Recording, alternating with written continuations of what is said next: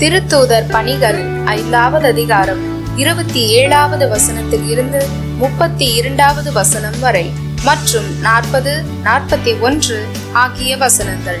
அந்நாள்களில் தலைமை குரு திருத்தூதர்களை நோக்கி, நீங்கள் இந்த இயேசு பற்றி கற்பிக்க கூடாது என்று நாங்கள் கண்டிப்பாய் கட்டளையிடவில்லையா? என்றாலும் எருசலேம் முழுவதும் நீங்கள் கற்பித்து வருகிறீர்கள். மேலும் இந்த மனிதருடைய இரத்த பழியையும் எங்கள் மீது சுமத்த பார்க்கிறீர்களே என்றார்.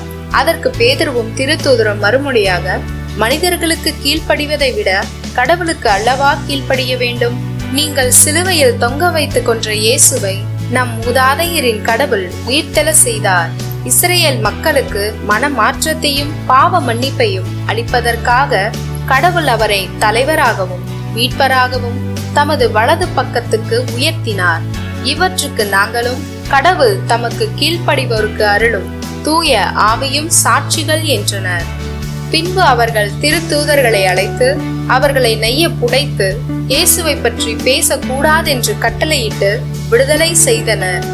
இயேசுவின் பெயரை முன்னிட்டு அவமதிப்புக்கு உரியவர்களாக கருதப்பட்டதால் திருத்தூதர்கள் மகிழ்ச்சியோடு தலைமை சங்கத்தை விட்டு வெளியே சென்றார்கள். திருவெளிப்பாடு 5வது அதிகாரம் 11வது வசனத்தில் இருந்து 14வது வசனம் வரை. யோவானாகிய நான் பார்த்து கொண்டிருக்கும் போது அரியணையையும் உயிர்களையும் மூப்பர்களையும் சுற்றி நின்ற கோடிக்கணக்கான வானதூதர்களின் குரலை கேட்டேன்.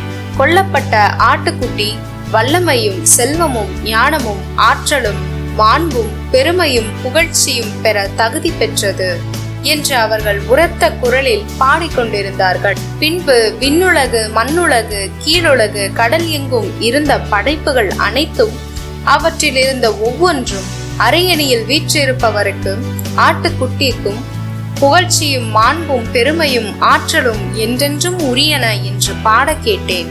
அதற்கு அந்த 4 உயிர்களும் ஆமேன் என்றனர். மூப்பர்கள் விழுந்து வணங்கினார்கள்.